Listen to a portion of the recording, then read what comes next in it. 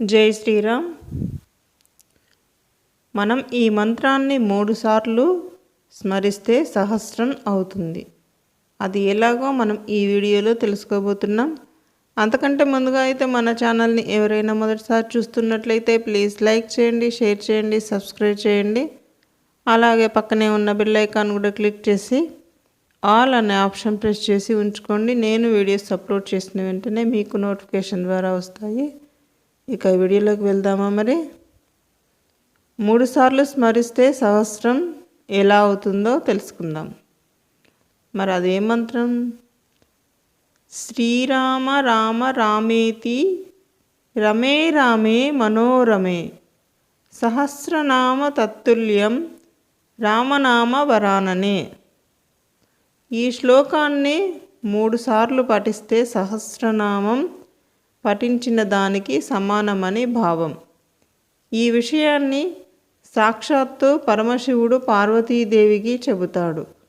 అంతటి పరమ పవిత్రమైన ఉత్కృష్టమైన శ్లోకం ఇది. శక్తిని, భక్తిని, కలిమిని, బలిమిని, చెలిమిని, ఆరోగ్యాన్ని, సకల సౌభాగ్యాలను అందించే మహాద్భుత శ్లోకం. రామనామం యొక్క విశిష్టతను, ఉత్కృష్టతను పరోక్షంగా తెలియజేసే శ్లోకం. నారదుని ఉపదేశానుసారంగా రామనామాన్ని జపించిన రత్నాకరుడు వాల్మీకి మహర్షిగా అవతరించారు. రామాయణ మహాకావ్యాన్ని మానవాళికి అందించారు. చిరస్మరణీయుడయ్యారు.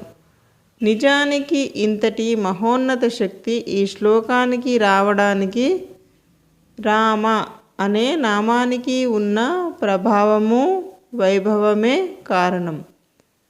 3 సార్లు మనం ఈ శ్లోకాన్ని పఠిస్తే వచ్చే ఫలితం 1000 సార్లు పఠనం చేస్తే వచ్చే ఫలితానికి సమానమైన ఫలితాన్ని ఇస్తుందని చెప్పినది సాక్షాత్తు పరమశివుడు. కాబట్టి అది పరమ సత్యం. అంతేకాకుండా రామ అనే శబ్దాన్ని 3 సార్లు స్మరణ చేస్తే ఏమవుతుంది, ఏ రకమైన ఫలితం వస్తుంది అనే ప్రశ్నకు సమాధానాన్ని మహనీయులు, మహానుభావులు, గురువులు మహా వైభవోపేతంగా చెప్పిన దృష్టాంతాలు ఎన్నో ఉండనే ఉన్నాయి. అయితే ఇది ఆధునిక యుగం, కంప్యూటర్ యుగం, క్షిపణుల యుగం. వైజ్ఞానికంగా ఎంతో అభివృద్ధిని సాధించిన దశలో మనుగడ సాగిస్తున్నాం. కాబట్టి ఏదైనా సహేతుకంగా, ఆధునికంగా ఆలోచన చేస్తేనే చెప్పింది జనామోదం పొందుతుంది. చెప్పిన దానికి ఓ రుజువునో, శాస్త్రీయతనో, సహేతుకతనో చూపలేకపోతే ఎంత గొప్ప విషయమైన మూర్ఖత్వమని తీసిపారేసే పరిస్థితులలో మనం బ్రతుకుతున్నాం. నిజానికి 3 సార్లు పఠనం చేస్తే 1000 సార్లు పఠించిన ఫలితం ఎలా వస్తుంది? 3 అనేది 1000 ఎలా అవుతుంది అనే అనుమానం కలగడం సహజమే. అందుకనే మనం కాలానుగుణంగా ఆలోచనలు చేయాలి. మన సమర్థింపు, విశ్లేషణ ఆధునిక సమాజము ఆమోదించేలా ఉండాలి. కాబట్టి కాలానికి అనుగుణంగా ఓ విభిన్న పద్ధతిలో ఆధ్యాత్మికానికి కొంచెం సహేతుకతను, శాస్త్రీయతను జోడించి 3 సార్లు ఈ శ్లోకాన్ని పఠిస్తే 1000 సార్లకి సరిసమానము ఎలా అవుతుందో పరిశీలిద్దాం. మనం చెప్పుకునే పరిశీలన ఓ శాస్త్ర విజ్ఞాన సాధికారత ప్రకారం ఉందని కాదు, పూర్తి వైజ్ఞానిక సాధికారత గల విశ్లేషణ అని చెప్పటమూ కాదు. అమూల్యమైన ఆధ్యాత్మిక తత్వాన్ని, సనాతన హర్ష సంస్కృతి వైశిష్ట్యాన్ని ఓ చిన్న ప్రామాణికంతో, ఓ నిర్దేశిత పద్ధతిలో ఓ సాక్ష్యంగా చెప్పుకునే సమర్థింపు మాత్రమే. లోతులకు వెళ్ళి అవలోకనం చేస్తే ఓ కోణంలో దొరికిన సమర్థింపుతో కూడిన సూత్రీకరణ మాత్రమే ఇది. అదేంటో ఇప్పుడు చూద్దాం. రామ అనే పదంలో రా మా అనే 2 అక్షరాలు ఉన్నాయి. అక్షరాలు అనగానే వర్ణమాల గుర్తొస్తుంది. తెలుగు వర్ణమాల ఆ అనే అక్షరంతో మొదలై అహ వరకు తిన్నగా ఒక వరుసన రాస్తాం.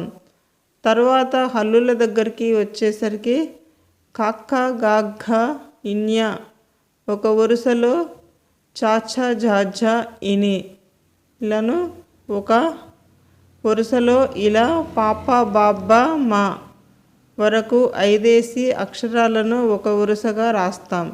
యా నుంచి బండిరా వరకు వరుసగా రాస్తాం. ఇది తెలుగు వర్ణమాల ప్రత్యేకత. వర్ణమాల ఆధారంగా 3 సార్లు రామ నామాన్ని ఉచ్చారణ చేస్తే 1000 ఎలా అవుతుందో చూద్దాం.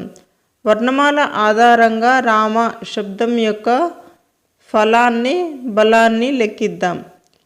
ఆ లెక్కను ఆధారం చేసుకొని 3 సార్లు రామ అంటే వచ్చే ఫలితాన్ని రాబడదాం. రా అనే అక్షరం వర్ణమాలలో ఆఖరి వరుసలో రెండోదిగా ఉంటుంది. అంటే రా అక్షర ఫలం 2. అలాగే మా అక్షరం అంతకుముందు వరుసలో 5వది. అంటే మా అక్షర ఫలం 5.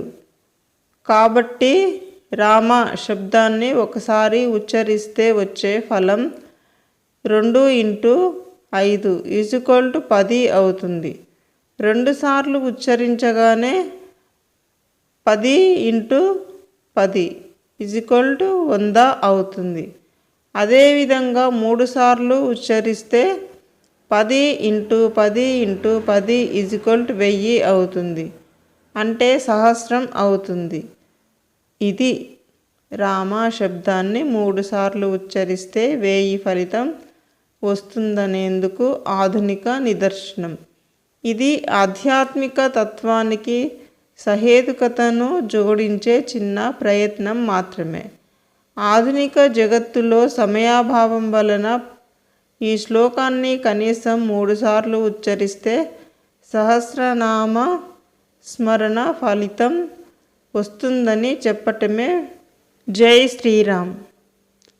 శ్రీరామ రామ రామేతి రమే రామే మనోరమే సహస్రనామ తత్తుల్యం రామనామ వరాననే. ఓకే ఫ్రెండ్స్, ఈ వీడియో కనుక మీకు నచ్చినట్లయితే లైక్ చేయండి, షేర్ చేయండి, సబ్స్క్రైబ్ చేయండి.